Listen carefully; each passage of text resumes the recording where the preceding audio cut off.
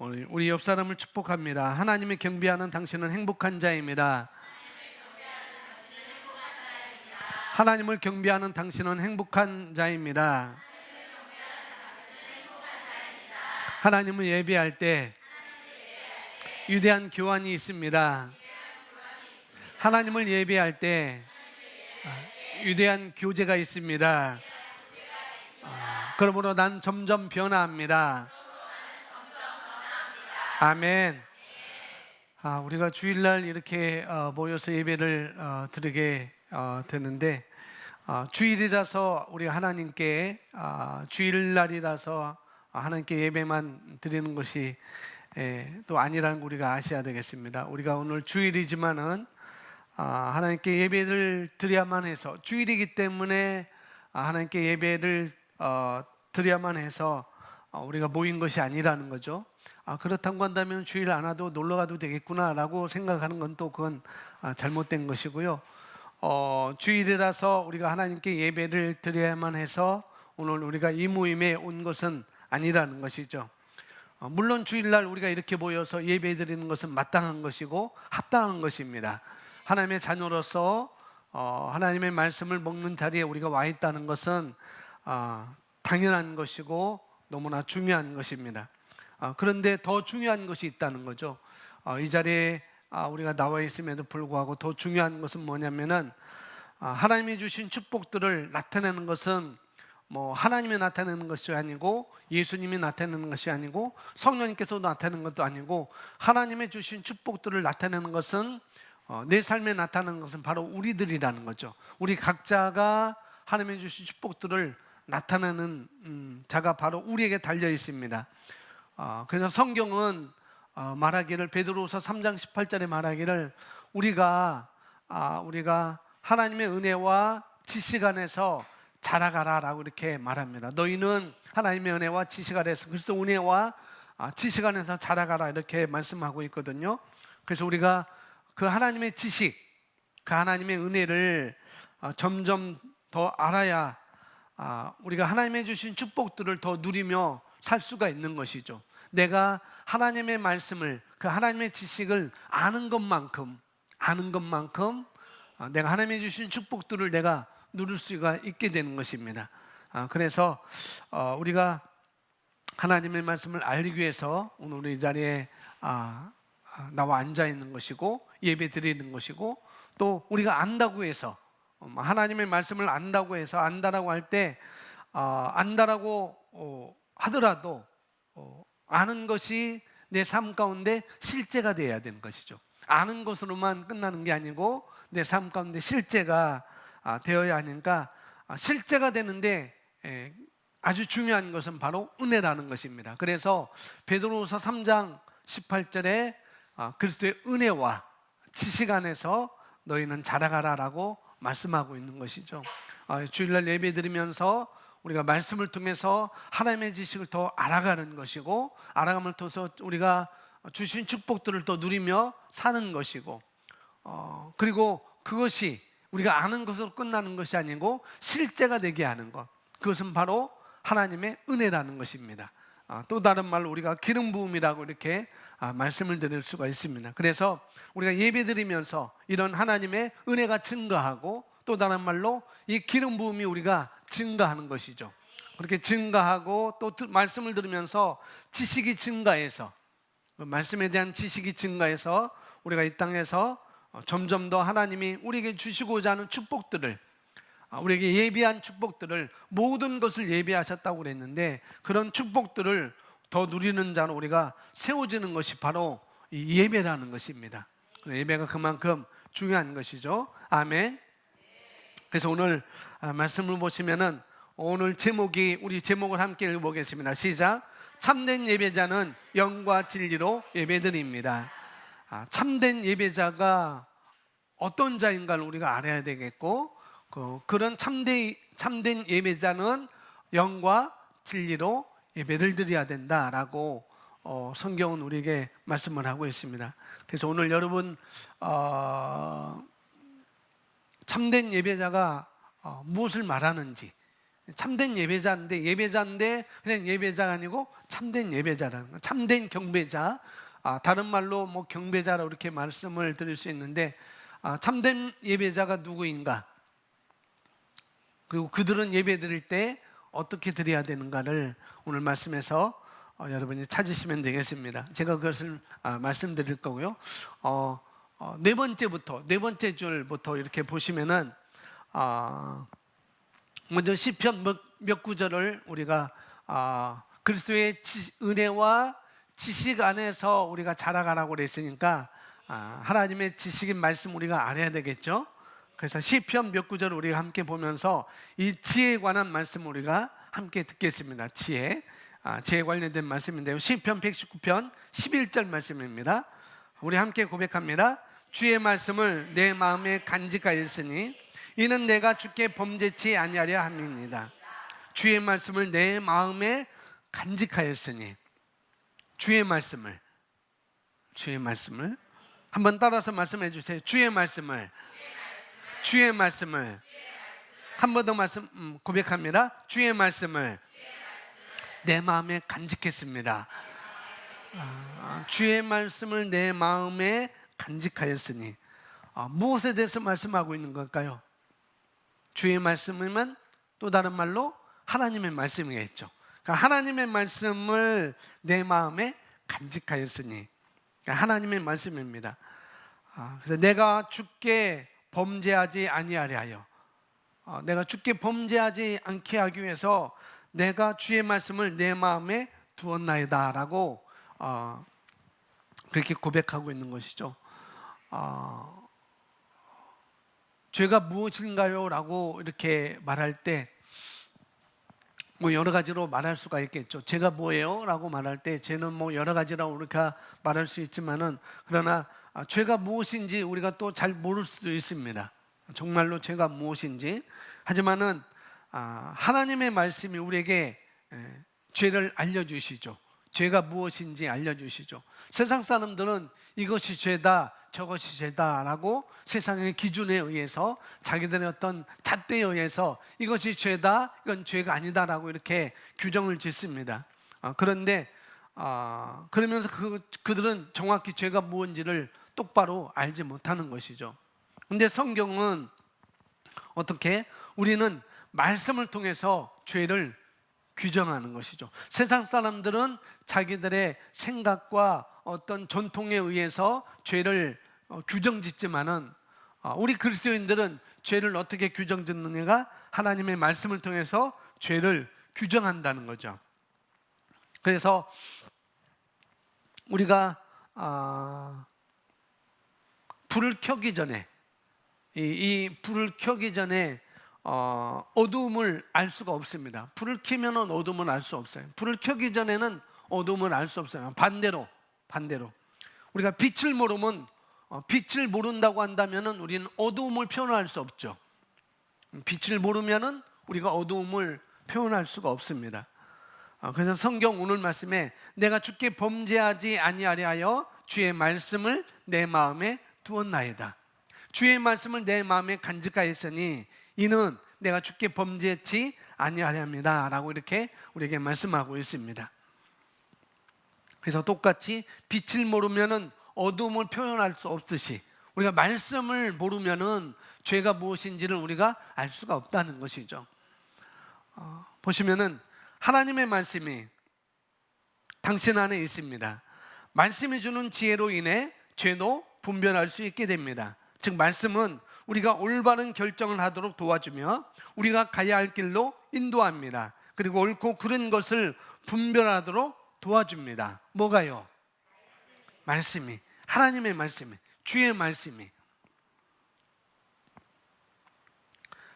주는 지혜로 말미암아, 하나님의 말씀으로 말미암아 옳고 그른 것을 알기 때문에 우리는 더 이상 걱정할 필요가 없는 것이죠. 왜? 그것이 옳고 그름을 알려주니까. 하나님의 말씀이 이것이 옳은 거야, 이것이 옳지 않은 거야 라고 우리에게 알려주니까 더 이상 우리는 걱정이 없다는 것이죠. 하나님의 말씀이 우리에게 빛이 됩니다. 아멘.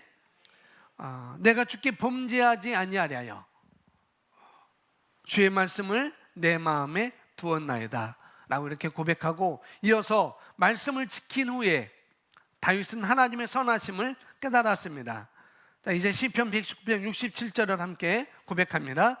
고난당하기 전에는 내가 그릇 행하였더니 이제는 주의 말씀을 지키나이다. 68절, 주는 선하사 선을 행하시오니.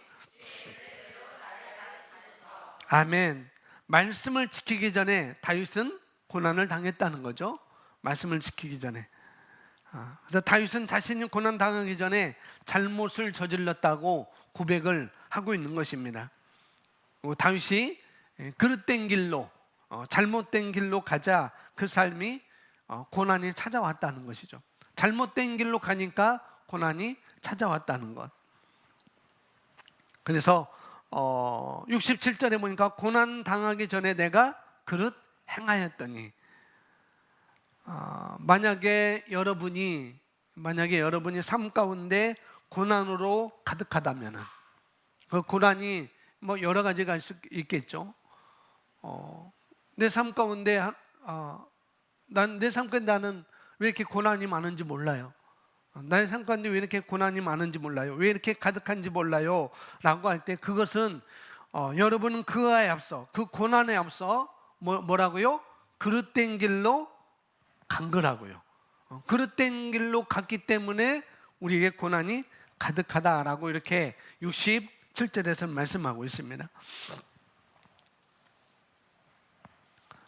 성경에 하나님은 졸지도 않고 주무시지도 않는다고 성경은 우리에게 말씀하고 있습니다. 하나님은 주무시지도 않아요. 하나님은 졸지도 않습니다. 그런 하나님께서, 그분께서 왜 졸지 않으실까? 왜 주무시지 않을까? 우리를 괴롭히려고요? 나를 괴롭히려고 하나님이 주무시지도 않고 졸지도 않는 것이 아니라는 것이죠. 내가 잠 안 자고 너를 지켜보는 것은 내가 너를 괴롭게 하려고, 너에게 고난을 주려고, 너를 괴롭히려고 내가 잠을 안 자고 있는 거야, 내가 졸지 않고 있는 거야 하고 이렇게 하나님 혼잣말을 하시지 않는다는 것이죠. 우리가 잘못은 없지만 하나님은 우리에게, 내가 잘못은 없지만 그러나 나는 벌 주기 위해서 나는 기뻐하노라, 내가 벌 주는 것을 나는 너무나 기뻐해. 하나님은 그런 분이신가요? 아니라는 거죠. 오늘 여기 보니까 68절에 뭐라고 그랬어요? 아멘. 우리를 괴롭게 하기 위해서, 우리를 벌 주기 위해서 깨어 있는 분이 아니라는 거죠. 나를 벌 주기 위해서. 왜냐하면은 우리는 다른 사람들을 괴롭게 하고 아프게 하고 상처를 주고 벌 주기를 기뻐하는지 모르겠지만은, 우리는 그런 사람일지는 모르겠지만은, 그러나 하나님은 자녀인 우리가 행복하기를 원하신다는 거죠. 할렐루야. 하나님은 자녀인 우리가 행복하기를 원하십니다. 하나님은 절대 우리가 괴롭고 우리가 절대 고난당하는 것을 기뻐하는 하나님이 아니라는 거죠. 그거 우리가 알아야 됩니다. 여러분 자녀가 괴로운다는 것을 기뻐하는 부모가 어디 있겠어요? 아침에 일어나서 점심 때도 저녁 때도 학교에 갔다 와서도 잠자기 전에도 내가 너를 벌 주겠어, 나는 너를 벌 줄 거야, 나는 너를 벌 주는 건 난 너무나 기뻐해 하고 벌을 주는 부모가 어디 있겠느냐는 거죠. 하나님은 절대 그런 분이 아니십니다. 하나님, 내가 왜 이렇게 고난이 많아요? 하나님, 나에게 왜 이렇게 고난을 많이 주세요? 하나님 그런 분이 아니라는 거예요. 내가 고난이 가득하다면은 뭐라고요? 내가 그릇된 길로 가기 때문에 그렇다는 걸 우리가 아셔야 되겠습니다. 고난당하기 전에는 내가 그릇 행하였더니 이제 주의 말씀을 지키나이다. 그리고 68절에 주는 뭐하사? 선하사. 할렐루야.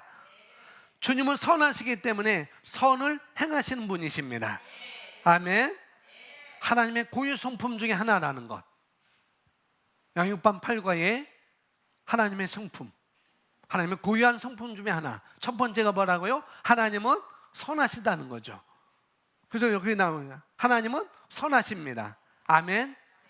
하나님은 선하십니다. 우리 고백하면 하나님은 선하십니다. 하나님은 선하십니다. 아멘. 그래서 양육반에 들어갈 때 하나님은 선하시고 마귀는 악하다라고 고백하잖아요.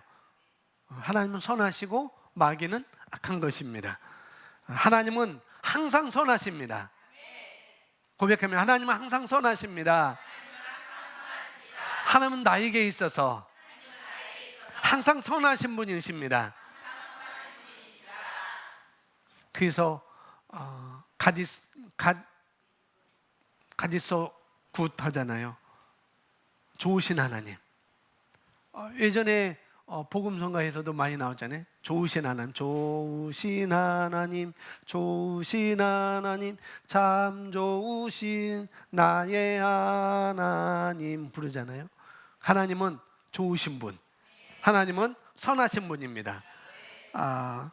그래서 만약에 나는 아직까지 내 삶에 하나님의 선하신 것을, 하나님의 선하신 분인 것을 나는 잘 알지 못해요 라고 한다면, 하나님이 내 삶에 있어서 선하신 분임을 나는 알고 싶어요 라고 한다고 한다면, 하나님 내 삶에 있어서 하나님이 나에게 있어서 선하신 분이심을 나는 더 경험하고 싶어요 라고 한다고 한다면, 그래서 어떤 사람은 그런 것 때문에 하나님은 나에게 선하신 분인 것을 내가 알고 싶어요, 내가 더 그 경험을 하고 싶어요 라고 하는 사람들은 기도할 때 이렇게 기도할 수가 있다는 거죠. 하나님, 제 삶 가운데 하나님의 선하심을 보여주세요. 내 삶 가운데 하나님의 선하심을 보여주세요 라고 기도하는 사람들이 많이 있습니다. 나는 이제 많은 고난을 겪었으니, 나는 이제 많은 괴로움을 당했으니, 나는 이제 많은 고통을 겪었으니, 이제 사람들이 내 삶에 나타난 하나님의 선하심을 보게 해주세요 라고 우리가 어떤 사람들은 그렇게 기도한다는 거죠. 우리가 하나님의 선하심을 알려고 한다면, 하나님의 선하신 것을, 하나님은 선하신 분입니다. 그 선하신 분을 내가 알려고 한다면 뭐냐면 우리는 말씀을 지키면 되는 것입니다. 말씀을 내가 인식하면 되는 거예요. 말씀을 지키면 하나님의 선하심을 보여달라고 하는 그런 기도를 우리가 하지 않는 것이죠.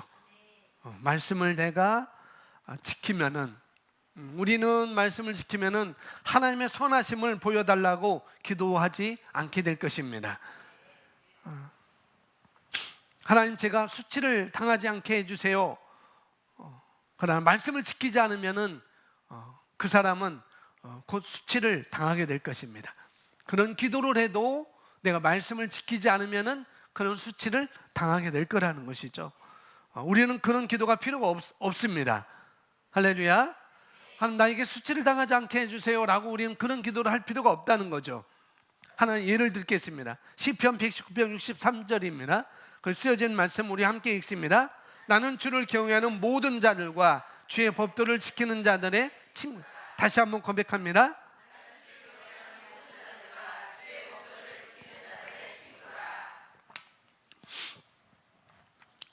우리가 DHTT 할 때 커리 목사님이 그랬죠. 말씀을 읽을 때 어떻게 해요? 기억나세요? 천천히, 또박또박, 정확하게. 맞나요? 우리 한번 그렇게 읽어보겠습니다. 시작.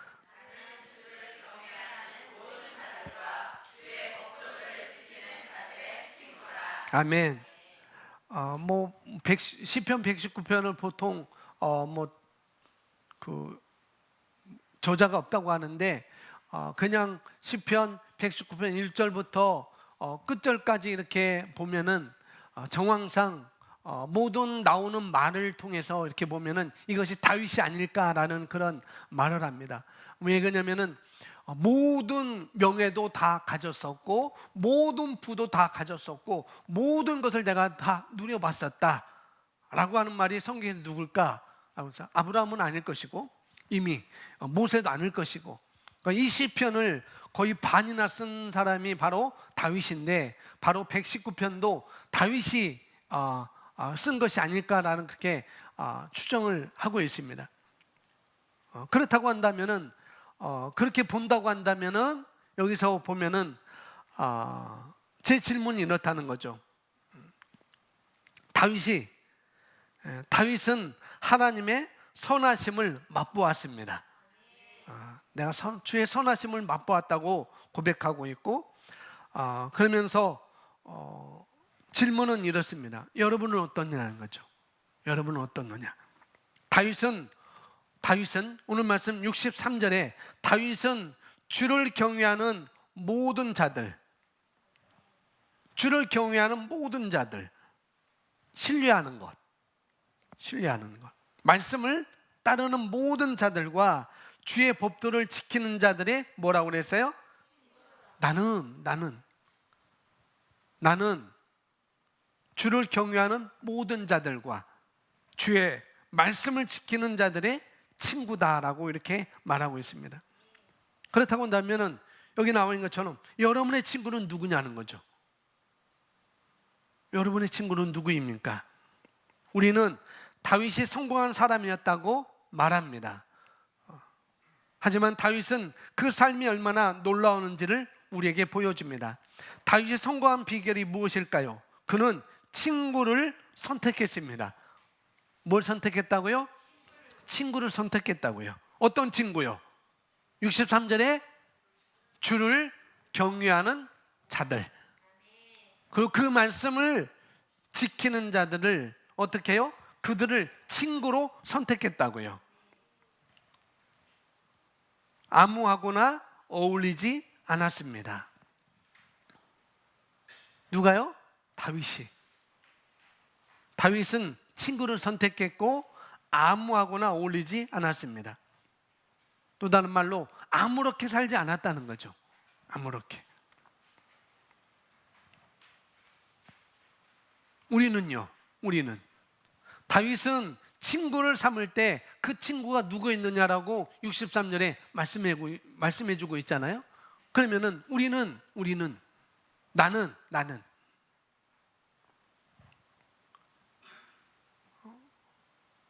목사님 다윗은 그랬지만 나는 그래도 모든 사람과 친구가 될 거예요. 내 주변에 있는 모든 사람과 나는 친구가 될 거예요 라고 말하고 성공하기를 기대하는 사람들이 많이 있다는 거죠. 다윗은 그렇고 누구는 그렇지라도 나는 차라리 모든 사람들과 친구가 될 거예요 라고 하면서 성공을 기대하는 사람들이 많이 있다는 거죠. 그리스도인에 불구하고. 그러나 그것은 하나님의 방법이 아니라는 것입니다. 물론 예수님도 불의한 사람들을 많이 만나기는 만났어요. 주변 사람들이 죄인들이 많이 찾아왔잖아요. 그리고 버시 예수님은 그런 불의한 사람들의 친구가 되어 주었습니다. 친구가 되어 주었는데, 그러나 예수님은 그들과 무엇을 하셨느냐는 거죠. 친구인데 예수님은 그들 불의한 자들을 친구로 삼으셨는데, 그런데 예수님 그들과 무엇을 하였느냐는 거죠. 예수님 그들처럼 되셨나요? 아니죠. 예수님 불의한 친구들과 함께 보시되면서 그들과 함께 불의한 예수님이 되셨느냐는 거죠. 절대 그러지 않습니다. 아멘. 도리어 예수님은 그들에게 길을 보여주셨죠. 어떤 것이 옳은 길인지, 어떤 것이 나은 길인지, 어떤 것이 치유받는 길인지, 어떤 것 그 병에서 나오는 길인지 예수님 그들과 함께 있으면서 그 길을 보여주셨습니다. 말씀을 전파하셨죠. 복음을 전해주셨습니다. 죄인들과 함께 다니지 않았습니다. 죄인들과 친구가 되지 않으셨습니다. 근데 목사님 성경에 보면은 죄인들과 함께 다녔잖아요. 죄인들과 함께 친구가 됐잖아요. 제가 하는 말은 죄인들과 함께 돌아다니지 않으셨다는 것은 바로 죄인들과 친구가 되지 않으셨다는 건 뭐냐면, 죄인과 함께 계셨지만, 그들과 함께 있었지만은 함께 죄를 짓지는 않았다는 거예요. 아멘. 그것을 우리가 이해하셔야 됩니다. 예수님 말씀으로 그들에게 도리어 영향을 끼쳤습니다. 예수님의 영향을 받은, 그들의 영향을 받은 게 아니라 도리어 예수님 그들에게 영향을 끼쳤다고요. 하나님에 대해서 복음을 전해주는 그런 영향을 끼치는 것이 바로 예수님입니다. 목사님, 저는 사업을 하면서, 저는 영업을 하면서, 저는 어떤 일을 하면서, 저는 가게를 하면서 가깝게 지내는 친구가 있어요. 그럴 수 있을 것입니다. 가깝게 지내는 친구가 있을 것입니다. 목사님, 저는 그 사람과 아주 친해요. 도리어 교회 다니는 사람보다도 더 친해요라고 말할 수도 있다는 거죠. 그럼 제가 질문 드릴게요. 그 사람이 거듭났느냐고요? 그 사람이 거듭났느냐고요? 제가 질문이, 친하지만, 내 사업상 만나는 동료이지만은, 친구이지만은, 영업을 위해서 만나는 사람이고 가깝게 지내는 친구이지만은, 그렇지만 그 친구도 거듭났냐는 거예요. 친구인데 거듭났냐는 거예요. 여러분, 어떤 삶을 살고 계세요? 다윗의 삶은 어떤 삶이냐? 내 친구는 주를 경외하는 자야. 내 친구는 주의 말씀을 지키는 자야.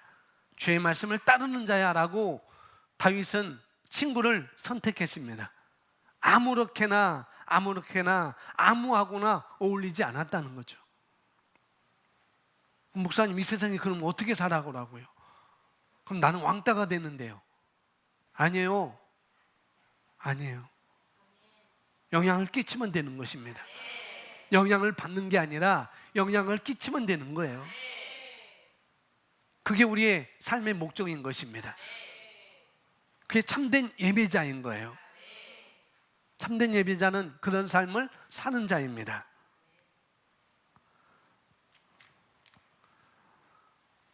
사실상 상대방은 여러분을 동료이자 또 가까운 친구이며 동료일 수도 이렇게 생각할 수 있습니다. 상대방은 그렇게 친구로 이렇게 생각할 수도 있을 거예요.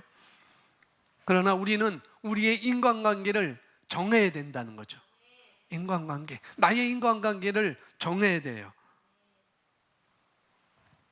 사업상 동료는, 영업을 할 때 그 동료는 뭐냐면은 말 그대로 사업적 범위에서 친구라는 것입니다. 어디에서? 사업적인 범위에서 친구라는 거예요. 그 친구는 마치 학교에서 만나는 친구와 같은 것이죠. 내가 학교에서 만나는 우리 학생들이 학교에서 만나는 반 친구처럼 그런 것입니다.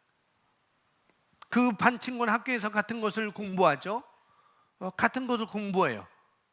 그 친구는 함께 교과서를 공부하고 실험도 함께 합니다. 음악 수업도 함께 해요. 체육 수업도 함께 합니다. 얘기도 많이 나눌 수 있어요. 5교시 동안, 6교시 동안. 하지만 그 관계를 규정해서 여러분이 어디에 서 있는지를 알아야 된다는 거죠.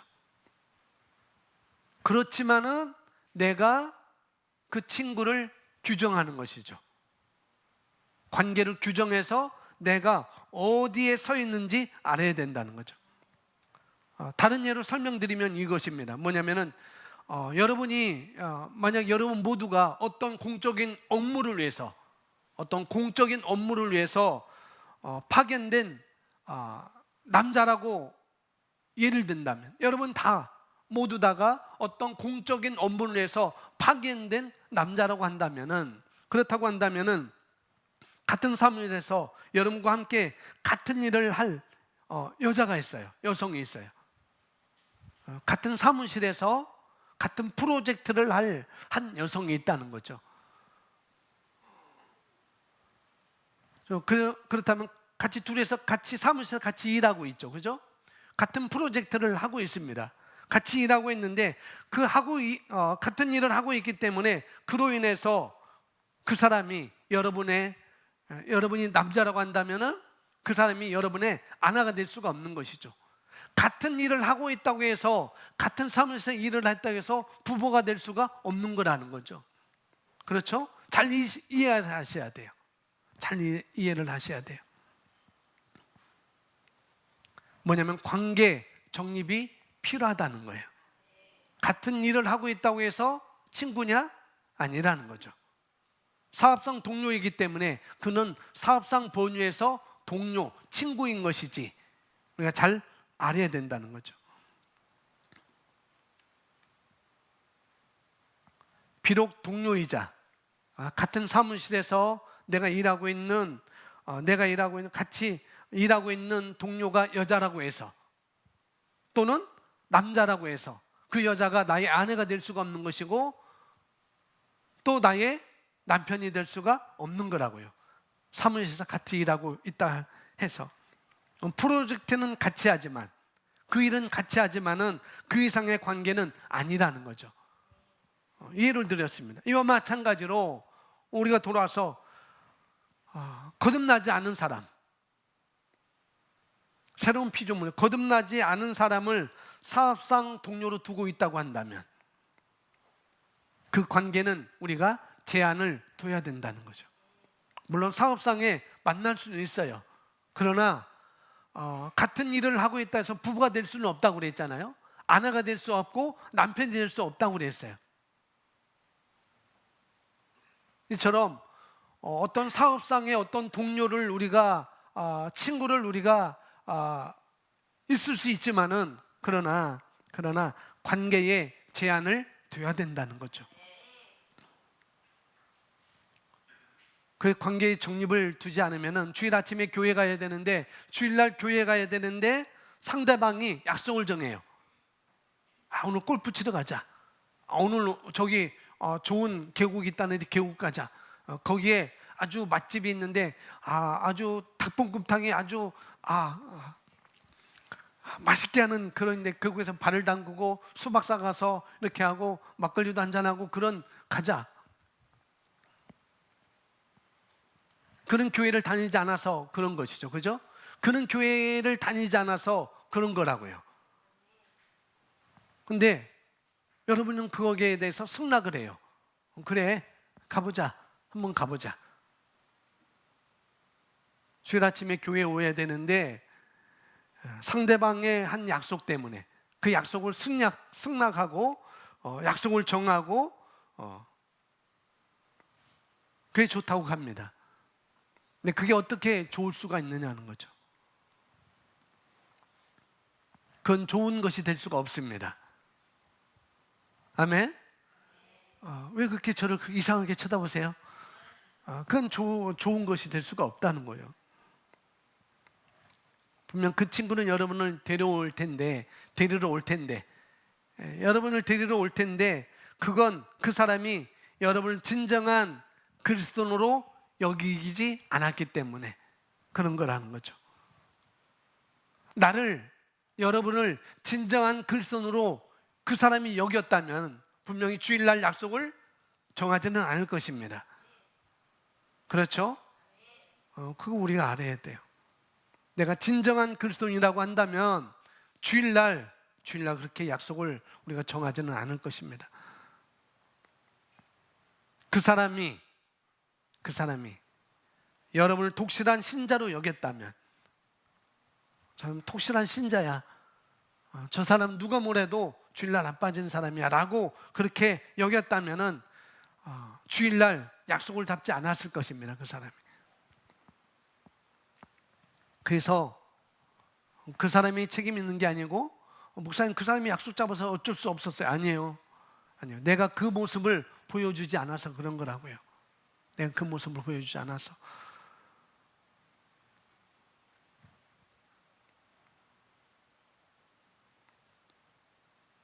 그 사람이 그렇게 주일날 약속을 잡을 때 여러분은 그런 상황을 괜찮다고 허용하고 계신 거라고요. 허용하고 계신 거라고요. 자, 시편 119편 이번에는 105절 함께 보겠습니다. 105절 함께 고백합니다. 주의 말씀은 내 발의 등이요 내 길의 빛이니이다. 뭐가요? 주의 말씀은 내 길에 어떤 것이 빛이냐는 거죠. 내 길을 어떤 것이 내 길을 열어주는 거죠. 내 길을 보여주느냐 그거라는 거예요. 따라 고백합니다. 주의 말씀은 주의 말씀은 하나님의 말씀입니다. 하나님의 말씀을 말하고 있는 거죠. 주의 말씀은 내 발의 등이다. 주의 말씀은 내 길의 빛입니다 라고 고백하고 있는 것이죠. 그냥 우리가 읽을 수 있지만은 이 구절이 나를 위해 무슨 일을 할까? 그걸 말해주는 거예요. 이 말씀이, 주의 말씀이 나를 위해서 어떤 일을 해줄까? 어떤 일을 해줄까? 어떤 일 해준다고요? 내 발에 등의 역할을 해준다고요. 뭐가요? 말씀에. 내 길에 빛의 역할을 해준다고요. 뭐가요? 주의 말씀이. 그러면 119편 30절도 함께 보겠습니다. 시작.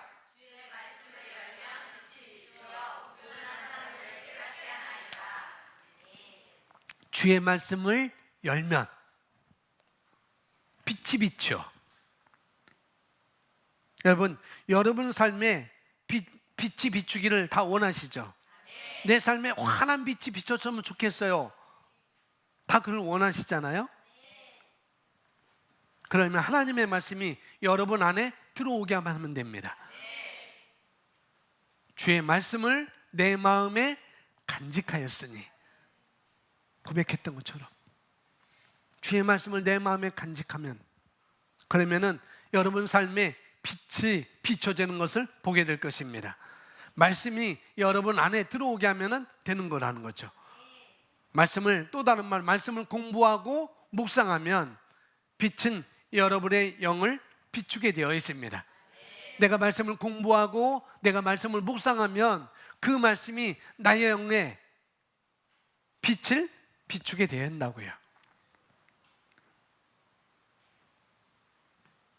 다음 보시겠습니다. 다음 보시면은 여러분 삶에서 하나님의 말씀과 그분의 말씀이 우리 영에 주는 것을 인식하는 것입니다.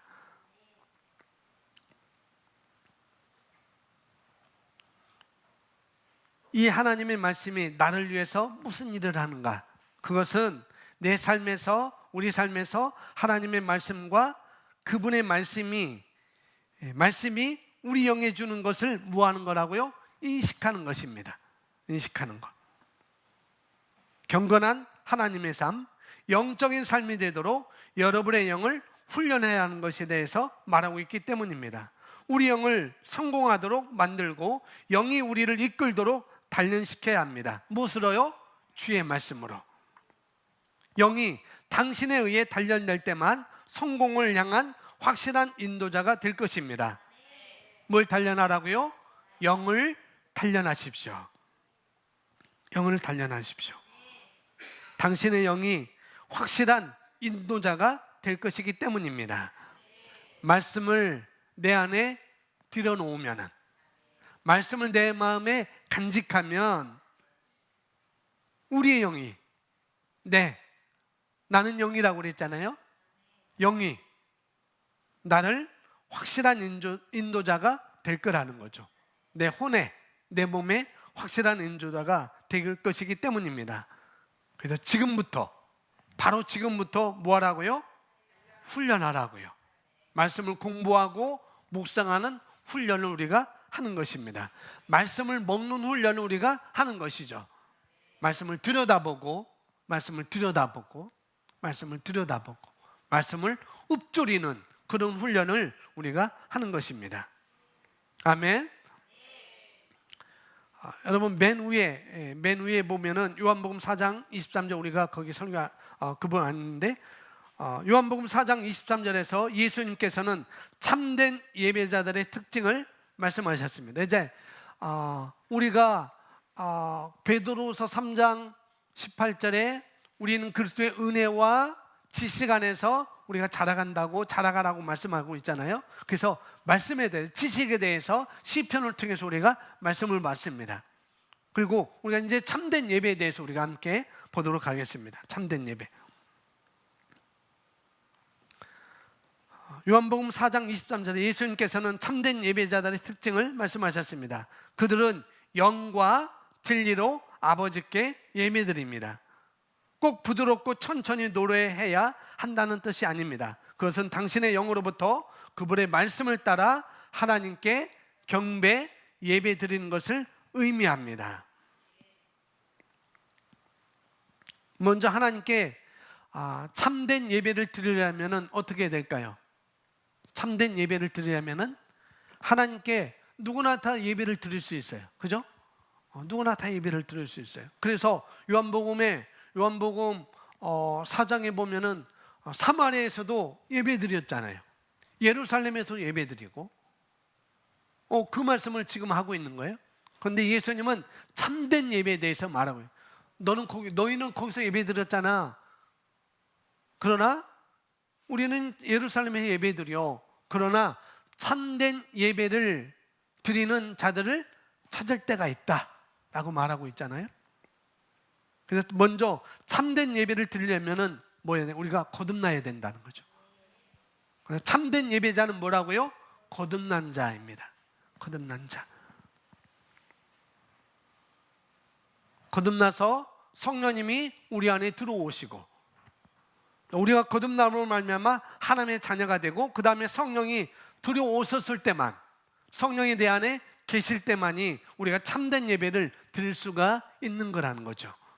누구나 예배를 드릴 수 있지만은 참된 예배는 성령이 우리 안에 들어와 계시고 그런 말미암아 하나님의 자녀인 거듭난 새로운 피조물인 우리가 참된 예배를 드릴 수가 있는 것입니다. 아멘. 그래서 우리가 참된 예배를 드릴 수가 있는 것이죠. 그래서 우리가 하나님께 참된 예배를 드리려면 거듭나야 되고요. 그리고 거듭났어요. 근데 거듭났음에도 불구하고 심령에 주님을 예배하는 마음이, 주님을 경배하는 마음이 담겨져 있지 않다. 주님께 예배하는 마음이 담겨져 있지 않다라고 한다면은 그것도 참된 예배가 아니라는 거예요. 첫 번째, 참된 예배를 드리는 자는 거듭난 자가 참된 예배를 드릴 수가 있다는 것. 두 번째, 거듭났음에도 불구하고 어떻게 해요? 우리 마음이 예배에 담겨져 있지 않으면은 참된 예배를 드릴 수가 없는 거라는 거죠. 거듭난 내가 예배에 대해서 진정한 마음이 담겨져 있어야 된다는 거죠. 그럴 때 우리는 참된 예배를 드릴 수가 있습니다. 그래서 거듭나야 되고 또 다른 말로 성령으로 우리가 충만한 상태가 돼야만이 하나님께 드리는 참된 예배, 참된 경배가 되는 거예요. 그리고 하나님께서 받으실 만한 것이 되는 것입니다. 하나님께서 받으실 만한 것, 바로 그것이 참된 예배라는 것이죠. 예수님은 여인에게 말했습니다. 사마리아 여인에게 말했습니다. 사마리아 우물가에 있었잖아요. 우물을 길러 왔었습니다. 그래서 사실은 이 여인이 예수님을 만난 것이죠. 예수님을 만난 것인데, 그래서 보시면은 여러분이 가지고 있는 유인물 3분의 2 지점에 보면은 이렇게 나와 있습니다. 참된 예배라는 말은 나와 있을 것입니다. 참된 예배라는 말은 또 다른 말로 참된 경배라는 말과 같은 것입니다. 그래서 이 모임이 지금 여러분이 이 모임에 계시잖아요. 이 모임이 뭐라고 생각하시나요? 제가 질문 드리는 것입니다. 이 모임이 뭐라고 생각하시는 거죠? 여러분이 이 모임이 예배라고 생각한다면, 이 모임이 예배라고 한다면 이 모임을 참된 예배로 만드는 것은 누구라고요? 거듭난 나라고요. 참된 예배로 만드는 것은 거듭난 나인 것입니다. 그럴 때 내가 어떻게 해야 할지 생각을 해봐야 된다는 거죠. 이 모임을 참된 예배로 만드는 것은 바로 우리라는 것을, 나라는 것을 배우고, 그렇게 배우고 나면은 참된 예배가 이 목사에게 달려있다고 말할 수가 없는 거라는 거죠. 참된 예배는 목사님께 달려있어요 라고 말할 수가 없는 것이고, 참된 예배는 찬양단과 연관되어 있어라고도 말할 수가 없는 거라는 거죠. 그것은 각자에게 달려있는 문제라는 것을 우리가 알아야 됩니다. 참된 예배는 우리 각자에게 달려있는 문제라고요. 우리가 다 거듭났습니다. 거듭나서 우리는 참된 예배자가 되는 거예요. 그럼에도 불구하고 이 예배에 마음을 쏟지 않고 있다고 한다면 참된 예배가 될 수가 없다는 것이죠. 그래서 목사님에게 달려있는 것도 아니고 찬양을 어떻게 찬양을 해서 은혜를 끼치느냐, 예배에 어떤 문을 여느냐, 그것도 아니라는 거죠. 다 떠나서 이 예배에 내가 어떤 마음으로 쏟고 있느냐, 거기에 달려있는 것입니다. 그래서 이것은 너무나 중요한 거예요. 요한복음 4장 22절 23절로 함께 있습니다. 너희는 알지 못하는 것을 예비하고 우리는 아는 것을 예비하노니 이는 구원이 유대인에게서 남이라. 아버지께 참되게 예비하는 자들은 영과 진리로 예비할 때가 오나니 곧 이때라. 아버지께서는 자기에게 이렇게 예비하는 자를 찾으시느니라. 아버지께서는 자기에게 이렇게 예비하는 자들을 찾는다고요. 22절에 유대인을 통한 인류의 구원이 하나님의 계획이라고 말씀하고 있습니다. 구원이 유대인에게서 남이라라고 이렇게 말하고 있습니다. 유대인을 통한 온 인류의 구원이 하나님의 계획이라고 말씀하고 있고, 그리고 뒤에서 23절에 주님은 사마리아인에게 계속 말하고 있죠. 아버지께 참되게 예배하는 자들은 영과 진리로 예배할 때가 오나니 곧 이때라. 아버지께서는 자기에게 이렇게 예배하는 자들을, 이렇게 참되게 예배하는 자들을 찾으시느니라. 참된 예배자들, 참된 경배자들, 모두 경배를 드리지만, 모두 예배를 드리지만 예수님께서는 모든 사람이 진정한 예배를 드리는 것이 아니라고 말씀하십니다. 22절에 너희는 알지 못하며 예배하고, 너는 알지 못하고 예배하고 우리는 아는 것을 예배한다. 그리고 구원은 유대인에게서 남이니라라고 말씀하고 있습니다. 다른 말로 하나님의 계시는 유대인에게만 계시되어 있다는 거예요. 하나님의 계시는, 그것이 사실입니다. 유대인들은 세상에서 하나님을 가장 먼저 믿은 백성인 거죠. 그렇죠? 유대인들이 이 세상에 하나님을 가장 먼저 믿은 백성입니다. 바로 유대인이라는 거죠. 그래서 참된 예배자들은, 참된 경배자들은 아버지께 영과 진리로 경배드립니다. 23절에 참된 경배자들이 아버지께 영과 진리로 경배드릴 때가 오나니 바로 지금이라. 이는 아버지께 경배드리는 자들을 찾으십니다. 아버지께서는 자기에게 예배드리는 그런 자들을 찾으십니다. 아버지께서는. 그런데 참된 예배자라고 할 때 이것은 유대인들이 아니라는 거죠. 이해하셨죠? 참된 예배자는 거듭난 우리들입니다. 아멘. 하나님을 아버지라고 부를 수 있는 사람, 예수님처럼 참된 예배자들이 아버지께 영과 진리로 예배드릴 때가 올 거야. 바로 지금이야. 이는 아버지께 예배드리는 자들을 찾으십니다.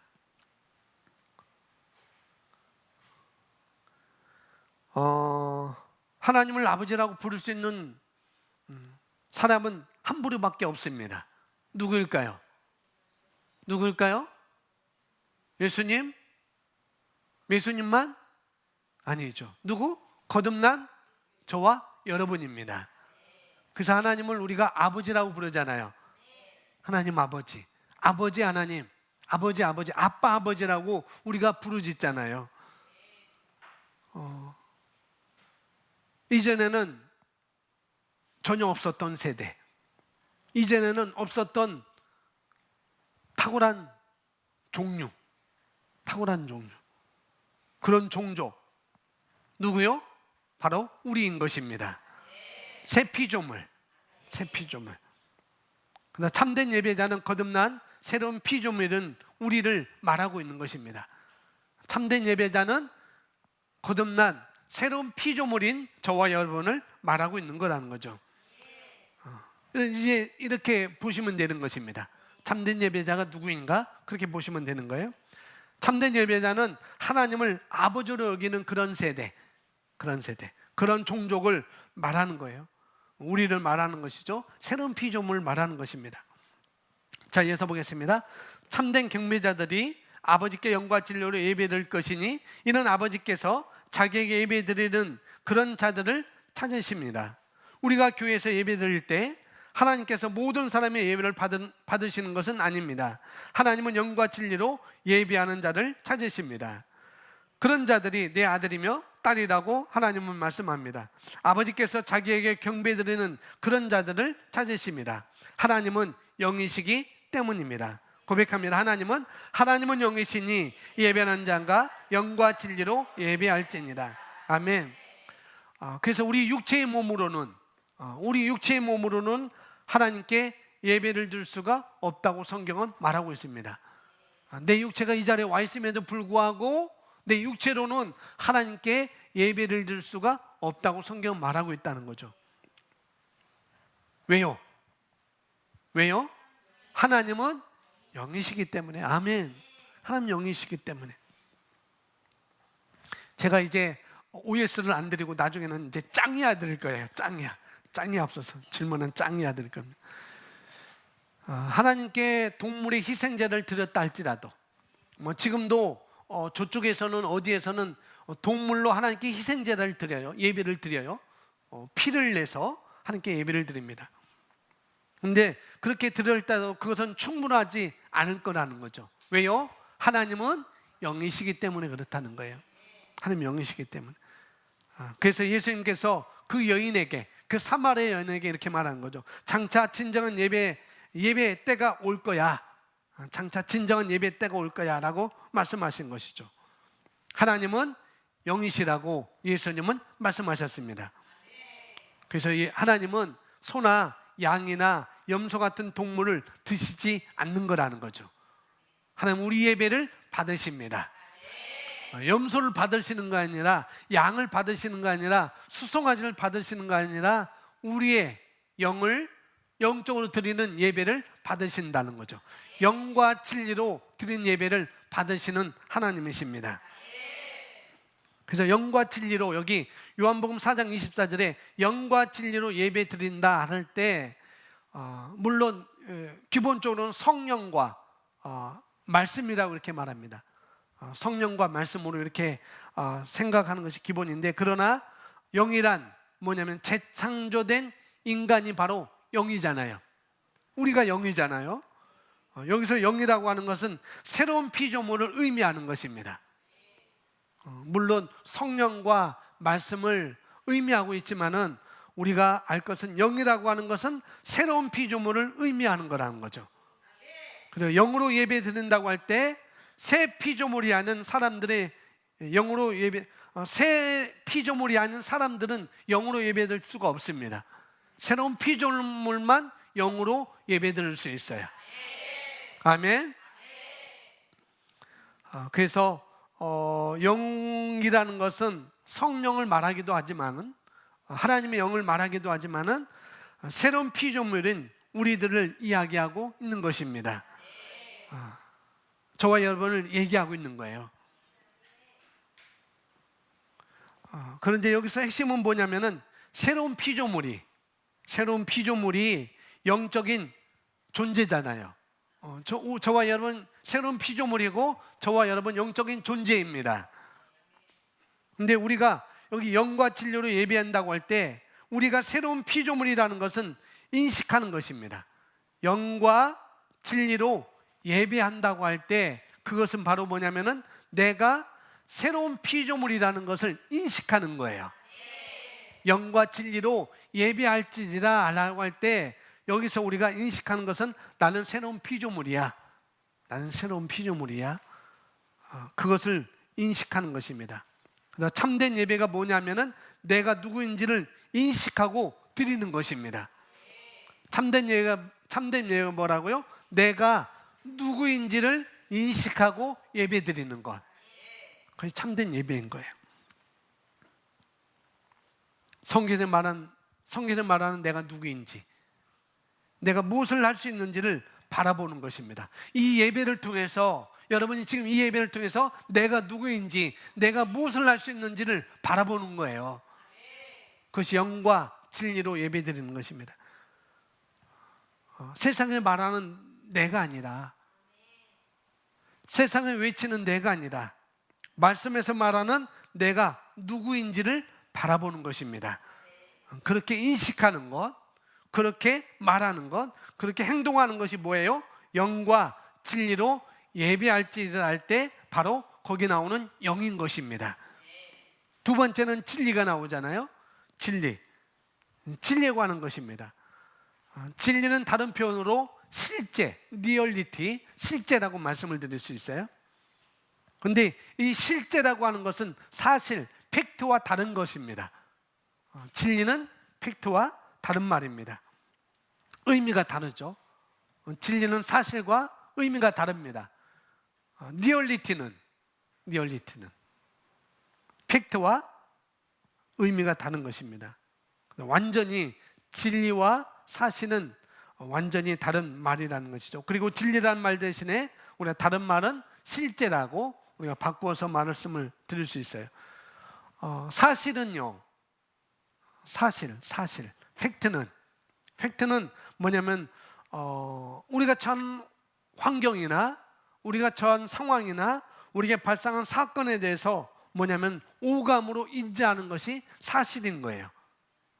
내가 처한 상황, 내가 처한 환경, 내가 처한 어떤 내게 발생한 사건, 문제, 어려움, 그것을 오감으로 인지하는 것, 그것이 바로 사실인 것입니다. 그게 팩트인 거예요.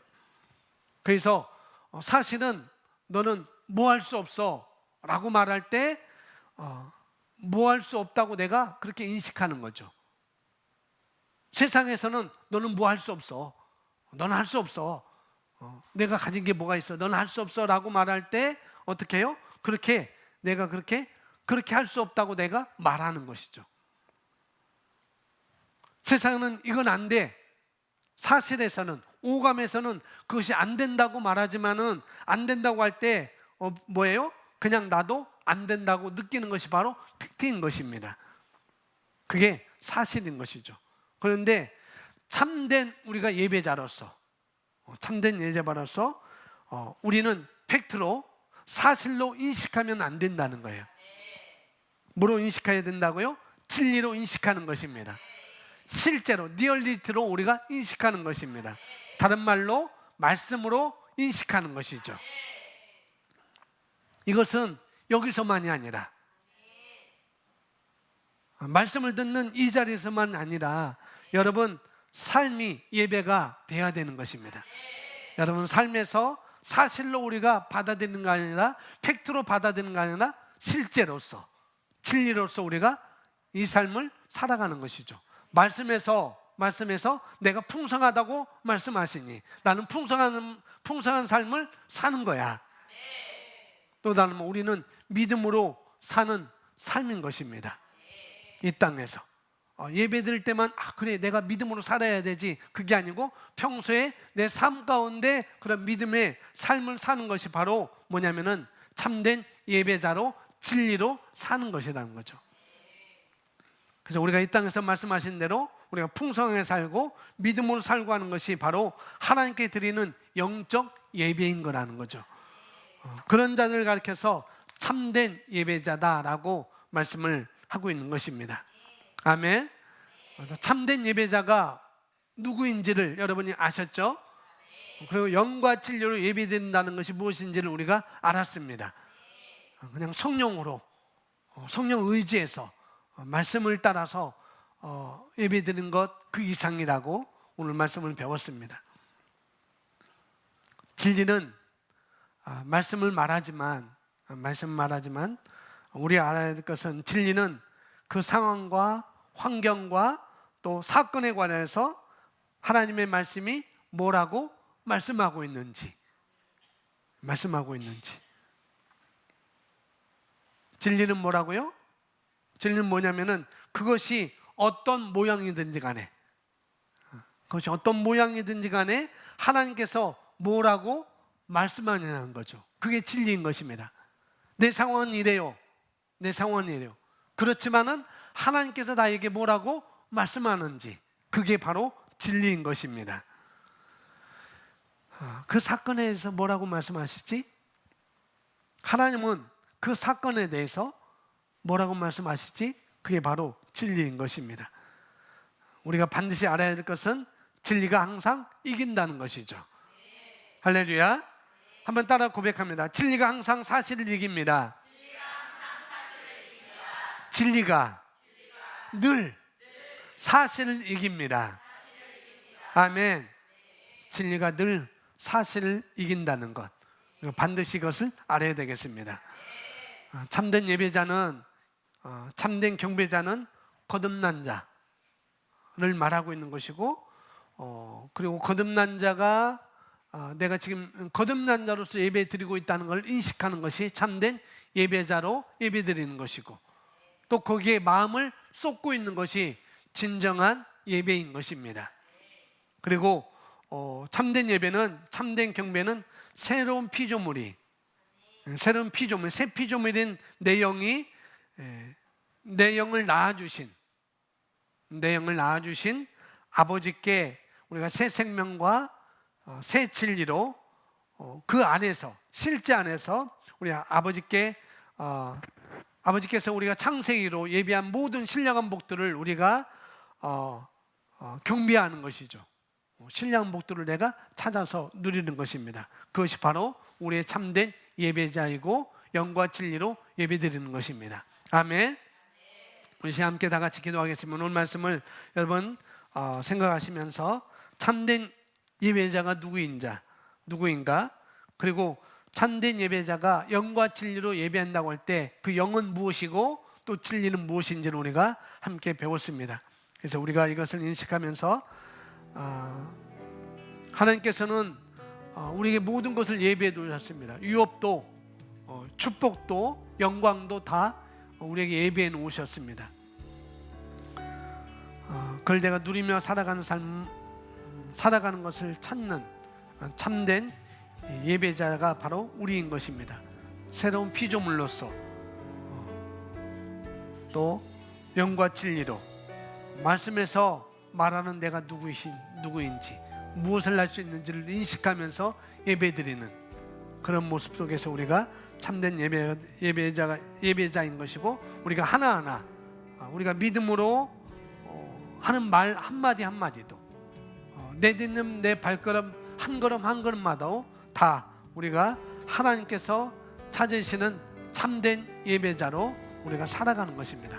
말 한마디도, 내딛는 발걸음 하나하나도 참된 예배자로 우리가 살아가는 거라는 거죠. 우리 함께 기도하겠습니다. 우리 영으로 우리 다 같이 기도하겠습니다. 기도합니다. 할렐루야.